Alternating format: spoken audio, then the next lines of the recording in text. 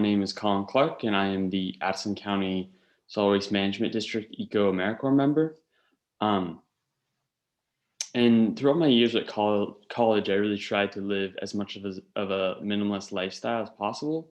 And that really brought me to my interest in waste management. Um, and then after being really inundated in the world of waste management, I saw the world of zero waste and this zero waste lifestyle movement as um, a great way to reduce your impact on the environment. Um, so before I really get into it, I want to also thank everyone for being here. This is a super important issue, and I'm very, very passionate about it. And I think it's awesome that everyone's here and everyone that wants to expand their worlds and try and incorporate this lifestyle into how they live to reduce their impact. So, what is zero waste? Um, this is a definition by the Zero Waste International Alliance. It's very comprehensive, um, slightly wordy, if I'm being honest. It took me a couple of times to read it to really understand it. For our purposes, I think it's much easier to think of zero waste as a um, reduction of your waste stream to reduce your impact on the environment. Oh, all right, there we go. Um, Waste jars. Some of you may be familiar with this idea of a waste jar. Essentially, it's just a jar where people put all the trash they produce over extended periods of time. And it's really become the kind of the face of zero waste, which it's very inspiring, but it doesn't portray a good picture of the movement. It kind of paints the movement as this black and white issue. Either you produce waste or you don't. Um, which is not what zero waste is about. Zero waste is really about getting people to think about their trash, getting to think about where their trash goes, and reducing where you can. So if you produce, say, 2 bags of trash each week, and you really focus down on ways you can reduce that, you reduce your trash down to 1 trash bag a week. That's a zero waste lifestyle. So where does our trash go? There are 2 avenues for trash disposal at the moment in the United States and the greater world. Incinerators or in landfills. So incinerators are just what they sound like. They burn trash and they're intensive, take a lot of energy, and they produced a toxic pollutant ash that's has a lot of negative effects on the environment. Some people oppose them as a sustainable method because they try and recover some of the energy released from the burnt trash, but overall they have a very, very big negative impact on the environment. And the other avenue is a landfill. So as many people know, landfills are basically just big holes in the ground where we dump trash. They are lined with a plethora of materials to prevent toxic runoff from leachate from the trash, but nothing's perfect, so some runoff is inevitable. And so these two solutions aren't really long-term solutions. They're just uh, places because we don't know where to put our trash. And a zero waste lifestyle really tries to change this view of a single waste trash as a misplacement of resources. So we can use this trash we send to the incinerator or the landfill in a number of different ways that can only end with your own imagination. Um, and this kind of thought of single use is really a product of our linear economy. So our current economy is linear, it only operates in one direction. We extract resources from the environment. Those resources are manufactured and made into products. Those products are sold and consumed by us. And then when we're done with them, we dispose of them. It only operates in one direction, and that's towards profits and convenience and consumption. And this is really awful for the environment because it assumes that the world has an infinite number of resources, which it doesn't, and has no concern for the harmful side effects of waste disposal. And what are the hidden costs of this linear system? There are a ton of hidden costs and externalities associated with everything produced by this system. So if you are going to buy, say, a $2 water bottle at a grocery store, um, you aren't just paying that $2 for that for the water up front. You are also paying in taxes. So in the U.S., in 1 year, we paid almost $3 billion in material extraction subsidies, almost 40 for product disposal subsidies, and over $500,000 in environmental cleanup. This doesn't take into account health problems we will some of us may have in the future due to environmental problems. Um, and this linear system is really products are not made to last. They're made for disposal, um, and it's very harmful to the environment. And this throwaway culture can be seen in many aspects of our society. In 1955, Life magazine came out with an article celebrating throwaway living, celebrating the convenience of being able to toss something in the trash. Um, and this is really kind of exemplified by TV dinners. I don't know if you guys remember them. Probably I remember them having them sometimes as a kid, um, where they were really seen as like very easy. You can just eat your dinner and throw it away. There's no cleanup, no hassle. Um, and this is really exemplifies our throwaway culture. And this culture is still very prevalent today. If you can see K-cups, K-cups are a zero waste lifestylist advocate's worst nightmare. They are not designed for the environment. They are designed for single use and easy disposal. So they are made of 5 materials. The plastic is one type, then they have the metal covering, the coffee grounds, and the paper filter is often infused with plastic, making it completely non-recyclable. They're only made for convenience. It's super easy to put it in the Keurig, make your cup of coffee, and then toss it. Um, and we don't think about where we toss it, but that usually goes or always goes to a landfill. Um, in opposition to this linear economy is a circular economy. And a circular economy, as its name implies, operates in a circle. It mirrors that of nature.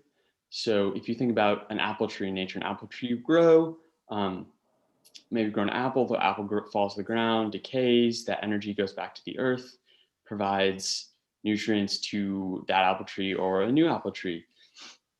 And the same is true in a circular economy. After products are produced and used and you're done with them, then we reuse them, repair them, use them for other uses, recycle them, and put them back into the production system. And a good example of this in a material is aluminum. Aluminum is so cool. I could talk about aluminum forever.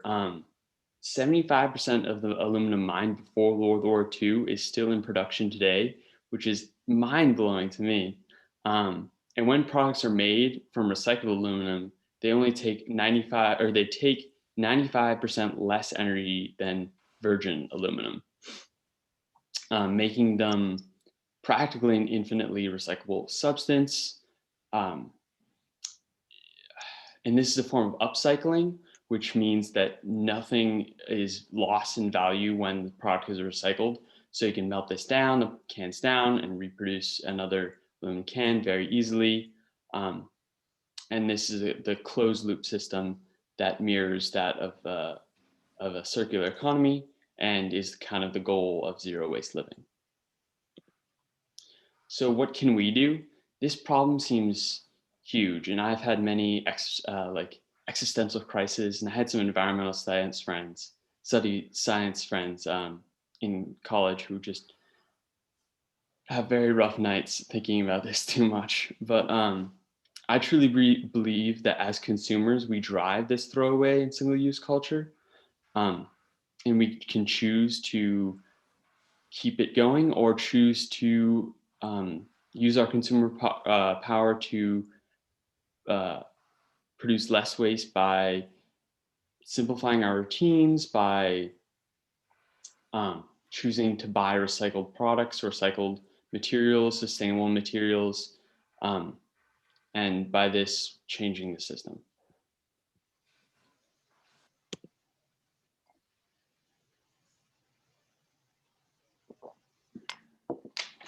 So the 5 R's of zero waste. Many of you may have grown up hearing about the 3 R's: reduce, reuse, recycle. Bea Johnson, who's kind of known as the mother of zero waste and is the author of Zero Waste Living, um, added 2 R's. So she refers to this as refuse, reduce, reuse, recycle, and rot. And these are kind of 5 principles of zero waste and really ways in which we can incorporate into our lives to reduce our impact at home. So the first of these R's is refuse. So the easiest way to stop producing waste and sending things to the landfill is refusing to produce it to begin with. Asking yourself, do I really need this? What will happen to it when I'm done with it? What went into making it are great ways to identify wasteful practices in your life. So, for example, straws. Asking yourself, do I need this? Do I need this straw to drink this drink? Maybe not, maybe you do. Asking yourself, what went into making this? Probably petroleum extraction from the earth, which has very harmful environmental impacts. What will happen to it when I'm done with it? Those flimsy plastic straws cannot be recycled, can't go in your blue bin, so it's either going to go to landfill or it might end up in the ocean or in a dump. And refusing is really the art of saying no. So saying no to freebies. If you go to a conference and they give you a little plastic goodie bag full of single-use items, saying no to that, saying no to junk mail, saying no and trying to reduce your packaging and containers. If you're going out to eat and they have like plastic utensils or what have you, saying no to plastic utensils, bringing your own utensils. I go everywhere with a little set of wooden utensils that my mom gave me. They're awesome. The next R is reduce. So reduce is really about identifying things in your life that you do need, that you can't really live without, and then reducing that to as much as possible. Donating what you don't need, maybe to a thrift store, or finding other sustainable ways to dispose of it and reuse. Um, Reducing packaging is a big one in zero waste living, and something I've been really dealing with. Bulk shopping, good way to reduce. Another great way to reduce is DIY, this whole movement of do it yourself. Um, when we choose convenience, we often choose to produce some form of waste. So a good example of this is toothpaste. Toothpaste is so easy to make. It's baking soda, what is it? 1 part baking soda and 2 parts water. And then you can add some food safe essential oils for flavoring. But often many of us choose to produce waste by buying it at the grocery store in those little toothpaste uh, tubes that can't be recycled, must go to the landfill um, because it's convenient and it's easy. So trying to do things yourself to reduce your waste stream. The next R is reuse. So everything can be reused. The only limit is your imagination, as I said before. Reusing plastic jugs and bottles and containers, glass bottles and containers for leftovers, for lunch, for drinking. I use in my house the peanut butter jars, those Teddy peanut butter jars, to drink water. I'm actually drinking out of a almond crunch butter jar at the moment. Works great. Newspaper and paper bags can be recycled, can be composted. Um, Plastic bags, I know they're banned, but if you do find yourself producing any of them, they're great to hold your trail mix if you go outside, go for a hike. Clothing, reworn, donated when it's completely used up and you can't donate or wear it anymore, trying to maybe cut it up and use it for cleaning rags or repairing your clothes. And the next one is recycle. Recycling is by far not a perfect system, but it's much better than throwing it in the trash. Just making sure that your recycling is clean and dry and that you're following your district transfer station's guidelines. And rot, my favorite. refers to compost and digestion. Um, really sees a zero waste lifestyle really sees food scraps and compost as a great valuable resource that can be used as a soil amendment in your garden or in a number of environmental projects such as lake buffers to reduce toxic runoff. Um, some great options for composting in Addison County are backyard composting. You can do it yourself. Curbside, a few trash haulers will pick it up with your trash and recycling. You can go to your town drop off, or you can bring it to the district transfer station for a small fee. And why it's so important not to put food scraps in the landfill and divert that. So when organics decay in a landfill, they oftentimes have very little to no access to oxygen, which produces methane, which is a greenhouse gas 21 times more potent than CO2. Um, Also, the transportation costs, emissions from energy are much higher due to the weight of food scraps. And while there are still organics in the landfill that decay, food scraps is just a really easy way to begin to reduce what we put in the landfill. And now I'm going to talk about some tips that you can incorporate in your own homes. I want to preface though really quick that it's not vital that you do all of them. I think buckling down on one or two that you find you can really do can make a huge difference.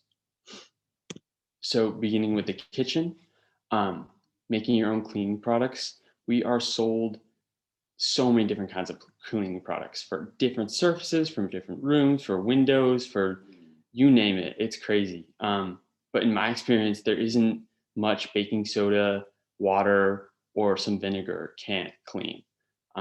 Really a good multi-purpose cleaner. Can also add if you want some nice like aroma or smell. Essential oils are great. You can also soak citrus peels like lemon and orange peels in water and add that. It's a great smell. Reducing where you can and reusing. So old cloths as cleaning rags, like I've said. Um, Aluminum and parchment paper, as long as they're clean and you're being careful, can be reused. Sandwich bags, Ziploc bags, and then once those are completely used up and you forced to throw them away, um, trying to make a little investment maybe and buying beeswax wrap or silicone baking sheets that can be reused and aren't um, single use.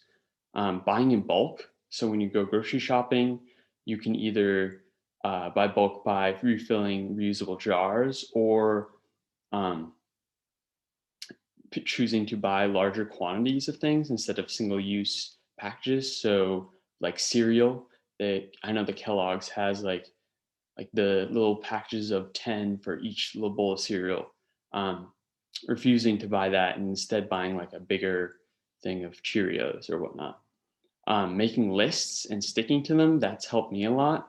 Um, I find that often when I produce waste is when I go into the grocery store and I'm not really sure what I need. I just know I need some food. Um, and then I succumb to society and I like, oh, this bag of chips looks really good. So making lists, planning ahead, and really sticking to them. Cloth bags, if you haven't already. This can be all at checkout, so use your own bags, but also refer to the produce bags. A lot of the grocery stores still have the plastic produce bags, so bring your own cloth ones, or um, I'm not sure what else they're made of, but bring your own reusable produce bags. Like I said, avoid single servings and um, composting everything. In the bathroom, making your own bathroom products. Um, I know toothpaste, I've talked about toothpaste, deodorant, and lotion are super easy to make. This can also be simplifying your bathroom routine can help a lot. Um, Buying in bulk. I had a friend in college who she would use cinnamon and put it on as blush, which I don't know. She said like it worked and she smelled like cinnamon, which I think is pretty good. So that was good for her. Um, Cloth towels for cleaning instead of single-use paper ones that are disposable. Reusable items. Um, Using what you already have. So if you have a bunch of stuff, instead of going out and buying all these zero waste items, uh, using what you have and then trying to make a switch. Q-tips. There's a I can't remember what it's called. I think it's Last Swab. They make reusable Q-tips that are awesome. I just got one myself because I finished all my Q-tips, but I was finding myself throwing a lot of Q-tips in the trash. Um, when buying toilet paper, choosing to buy bigger quantities, recycled paper, supporting recycled markets, um, or you can explore a bidet option and reduce paper completely. I was reading the other day that the amount of toilet paper the average American uses is the equivalent of cutting down a football field worth of trees. So a bidet reduces that completely. I just bought one. They're interesting, but they work. um, Wooden or mailback toothbrushes for recycling. Bar soap. You can also get bar shampoo and conditioner um, instead of body wash that comes in single use and disposable containers. Your wardrobe, so clothing, only wearing what you love and will wear for a long time, choosing timeless pieces that are high quality instead of seasonal trends, donating your old clothes or turning them into used rags, shopping secondhand, uh, using you can also use your old clothes that you cut up for rags as handkerchiefs are good. um, Learning to mend old clothes, so instead of, oh, this shirt has ripping, I better toss it. um, Sewing that. My brother has this really old jacket that's got all kinds of holes in it, and he bought just like a bunch of patches of different flags of countries and cool places he's been, and it's a really cool jacket now. And very unique. And entertainment, um, switching to digital movies. This is very easy in our digital world, but nonetheless, if you haven't already, switching to digital entertainment, opt for paperless billing. Utilize your local library. Libraries are great for communal sharing. um, you can share books. Some libraries rent movies, and some even rent tools, um, which is great. It's very cool. Choosing to give gifts that don't take up space. So instead of giving someone a gift that's wrapped in all this packaging and whatnot, um, that they don't maybe not necessarily need, choosing to give them a gift of baking them some goods or writing them a poem or possibly an experience that will not provide them with clutter and reduce yours and their waste stream. When you host a gathering, using reusable dishware instead of single-use paper ones or plastic. And then afterward, you can continue the festivities by having a dish party, a dishwashing party, which would be great.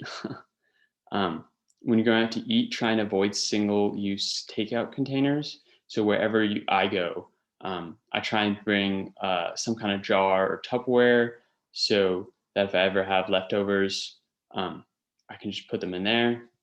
It's very good. And here's some really good resources that I'd recommend.